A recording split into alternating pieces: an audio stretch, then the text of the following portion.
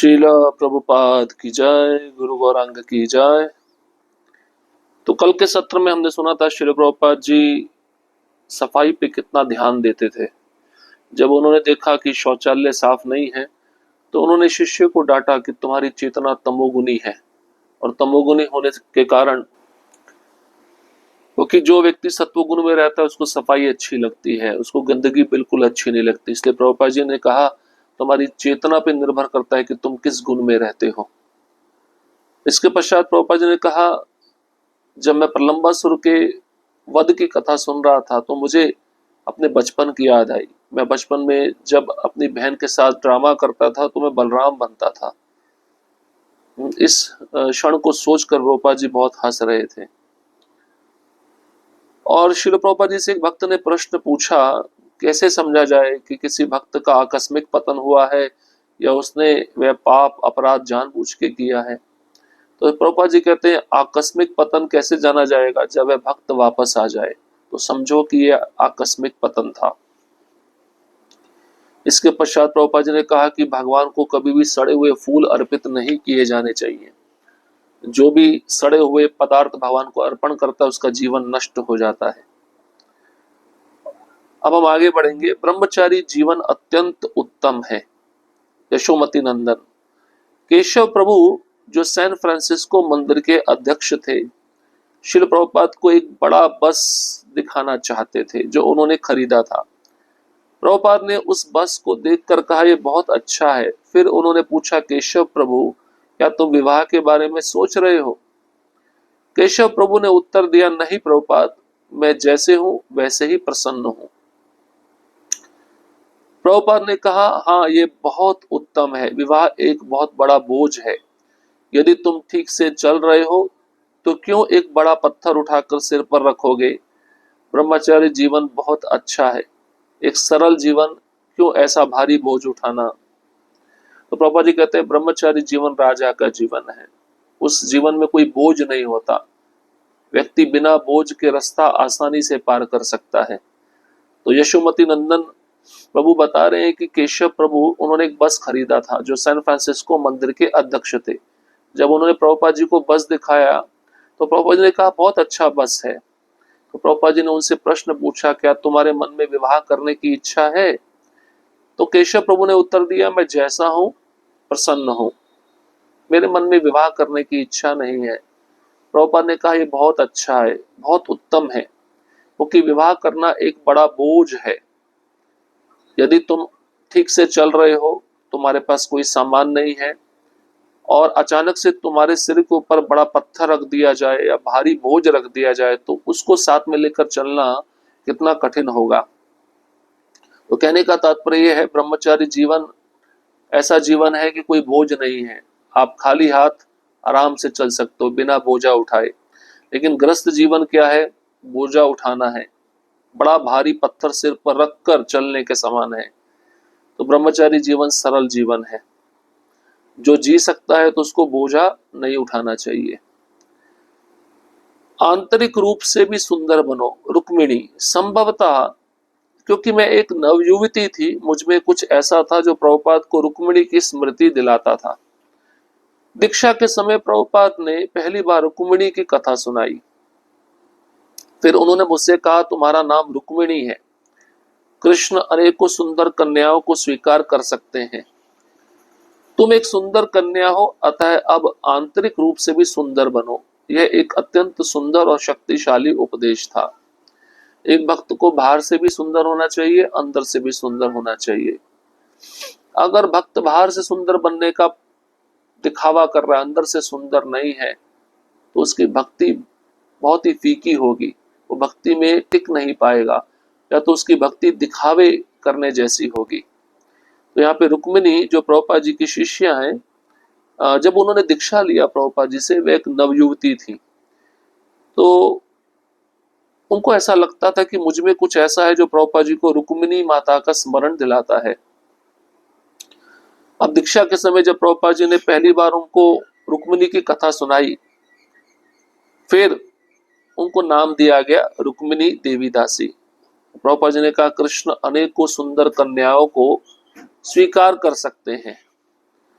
तुम एक सुंदर कन्या हो। बाह्य रूप से प्रभुपाद जी बोल रहे हैं, तुम दिखने में बहुत सुंदर हो, लेकिन अंदर से भी सुंदर बनो, आंतरिक रूप से भी सुंदर बनो।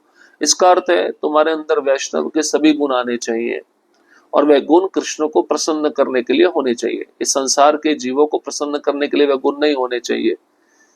तो रुक्मिणी माता बोली कि ये एक अत्यंत सुंदर और शक्तिशाली उपदेश था।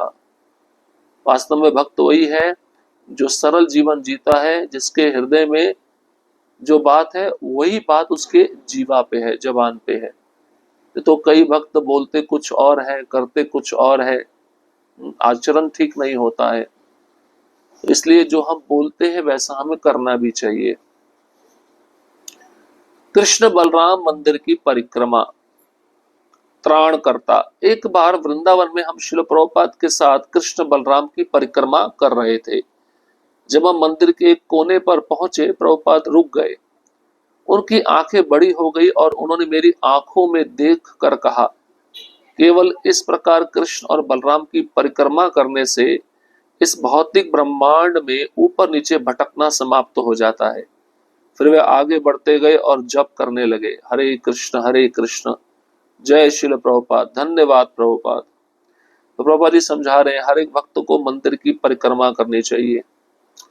आप मंदिर की परिक्रमा करोगे तो ब्रह्मांड में जो जन्म मृत्यु का चक्र है जिसमें हम घूम रहे हैं, वो चक्र समाप्त हो जाएगा, क्योंकि वह विग्रह साक्षात कृष्ण है। आचार्य को द्वारा भगवान कृष्ण उस विग्रह के रूप में प्रकट होते हैं, इसलिए उनको अर्चा अवतार कहा जाता है। तो मंदिर की परिक्रमा करना कोई साधारण बात नहीं है। परिक्रमा करने से भौतिक ब्रह्मांड में ऊपर नीचे जो भटकना है जीव का 84 लाख योनि में, वो समाप्त हो जाता है। राधा कुंड में रहने की इच्छा, ये बहुत विशेष प्रसंग है। बहुत सारे भक्त नए नए भक्ति में आते हैं, वृंदावन जाते हैं, राधा कुंड में देखते हैं बहुत सारे बाबा भजन कर रहे हैं। भक्तों के मन में भी ऐसा विचार है, हम भी राधा कुंड में रहेंगे। तो प्रभुपाद जी इसके विषय में क्या कहते हैं, सुनिए। यशोमती नंदन, उपदेशामृत के अंतिम श्लोक में कहा गया है, वैकुंठाद अपि श्रेष्ठ है मधुपुरी, और उससे भी श्रेष्ठ वृंदावन है जहां रासोत्सव होता है। वृंदावन से भी श्रेष्ठ गोवर्धन है, और गोवर्धन में सर्वश्रेष्ठ स्थान है श्री राधा कुंड। तो उपदेशामृत रूप गोस्वामी के द्वारा लिखा हुआ एक बहुत सुंदर ग्रंथ है। उस ग्रंथ में रूप गोस्वामी कहते हैं कि ब्रह्मांड में जितने तीर्थ हैं सभी राधा कुंड में हैं। तो वैकुंठ से भी श्रेष्ठ है मथुरा, जहां पे भगवान कृष्ण जन्म लिए, और मथुरा से श्रेष्ठ है वृंदावन, जहां पे कृष्ण लीला किए, जहां उन्होंने रास लीला संपन्न की। और वृंदावन से भी श्रेष्ठ है गिरिराज गोवर्धन, भगवान कृष्ण ने जिसको अपनी कनिष्ठा उंगली के नाखून के अग्रभाग पर उठाया। और गिरिराज गोवर्धन से भी श्रेष्ठ है श्री राधा कुंड, जो कृष्ण को अत्यंत प्रिय है। श्लोक में प्रश्न उठाया गया है, ऐसा कौन ज्ञानी होगा जो राधा कुंड की सेवा नहीं करेगा। जब यह पुस्तक प्रकाशित हुई तो प्रभुपाद के सचिवों ने शिकायत की कि कई भक्त अब पुस्तक वितरण छोड़कर राधा कुंड में रहने की इच्छा करने लगे हैं। तो ये जो पुस्तक है उपदेशामृत, इसमें ये प्रश्न उठाया गया है कि ऐसा कौन सा ज्ञानी व्यक्ति नहीं होगा जो राधा कुंड में रहने की इच्छा व्यक्त नहीं करेगा। और जब ये पुस्तक प्रिंट की गई, प्रकाशित की गई, तो जब ये पुस्तक प्रकाशित की गई तो प्रभुपाद जी के जो सेक्रेटरी थे, सचिव थे, उन्होंने प्रभुपाद जी को जाके शिकायत किया। अब सभी भक्त सेवा छोड़कर, पुस्तक वितरण छोड़कर राधा कुंड में रहने की इच्छा करने लगे हैं। प्रभुपाद ने कहा, देखो इन मूर्खों को, इन्होंने उपदेशामृत के पहले श्लोक का पालन नहीं किया और सीधे 11वें श्लोक पर कूद पड़े। ये सबसे विशेष बात है। प्रभुपाद जी कहते, मूर्खों ध्यान से सुनो। उपदेशामृत का ये अंतिम श्लोक है कि कौन सा ज्ञानी व्यक्ति राधा कुंड में रहने की इच्छा नहीं रखेगा। लेकिन उपदेशामृत का पहला श्लोक क्या है, उसका तो तुमने आचरण या पालन अपने जीवन में नहीं किया, और सीधा तुम 11वें श्लोक का पालन करने जा रहे हो। तो पहला श्लोक क्या कहता है? पहला श्लोक यही कहता है, वाचो वेगम मनसा क्रोध वेगम जीवा वेगम उदर उपस्थ वेगम। इन 6 वेगों को जो नियंत्रित करता है वो पूरी पृथ्वी पर शिष्य बनाने के योग्य है, वो गुरु बनने के योग्य है। जब आप पहले श्लोक का इस तरह से पालन करोगे, अपनी इंद्रियों और मन को नियंत्रित करोगे, तब आप राधा कुंड में रहने की इच्छा व्यक्त कर सकते हो। पहला श्लोक कहता है, वाचो वेगम मनसा क्रोध वेगम जीवा वेगम उदर उपस्थ वेगम। जो व्यक्ति वाणी मन क्रोध जीवा उदर और उपस्थ इंद्रिय के वेग को वश में कर सकता है, वही संपूर्ण पृथ्वी पर शिष्य बना सकता है। प्रभुपाद ने आगे कहा, पहले ये अपनी इंद्रियों को वश में करें, फिर राधा कुंड के बारे में सोचें। ऐसी मानसिकता को मरकट वैराग्य कहा जाता है, बंदर का वैराग्य। बंदर भी जंगल में ही रहता है, फल फूल खाता है, परंतु सदा सोचता रहता है मादा बंदर कहाँ है। सेवा छोड़कर राधा कुंड में बसने की इच्छा केवल बंदर जैसी ढोंगी विरक्ति है। कितना शक्तिशाली उपदेश प्रभुपाद जी ने दिया। प्रभुपाद ने कहा, सबसे पहले अपनी इंद्रियों को वश में करो, अपने मन को वश में करो, तब आप राधा कुंड में रहने के बारे में सोचो। तो इंद्रियों और मन को वश में करने में कितना समय जाएगा? कम से कम अच्छी साधना अगर कोई भक्त करता तो 30 से 35 साल इंद्रियों और मन को वश में करने में जाएगा। इसका अर्थ है उसको एक जगह पे रहकर इतना समय, लंबे समय तक गुरु की आज्ञा का पालन करते रहना चाहिए। ऐसा नहीं है कि उतने समय तक, उसको तो गुरु की आज्ञा मरते दम तक पालन करना है। लेकिन अगर गुरु की आज्ञा का पालन किए बिना, मन को नियंत्रित और इंद्रियों को नियंत्रित किए बिना हम राधा कुंड में रहने जाएंगे, तो हमारी मानसिकता मरकट वैराग्य जैसी होगी। जैसे बंदर का वैराग्य होता है ना, बंदर रहता तो जंगल में है, कपड़े तो कुछ पहनता नहीं है, फल फूल खाता है, दिखने में लगता है बहुत वैरागी है, परंतु उसके मन में क्या विचार चलता रहता है? बंदरिया कहाँ है, मादा बंदर कहाँ है। क्यों? क्योंकि वो मैथुन करना चाहता है। तो ये मरकट वैराग्य नहीं चलेगा। जब हम गुरु की आज्ञा का पालन नहीं करते तो हमारे मन में मरकट वैराग्य प्रवेश करता है। तो सेवा को छोड़कर, गुरु की आज्ञा का पालन छोड़कर कोई भक्त राधा कुंड में रहने की इच्छा कर रहा है, तो ये इच्छा बंदर जैसी ढोंगी विरक्ति के समान है। बंदर ढोंग करता है विरक्ति का, वैसे वो भक्त भी विरक्ति का ढोंग करेगा। कुछ समय के बाद सुंदर स्त्री का संग करेगा और गलत कार्य राधा कुंड में करना शुरू कर देगा।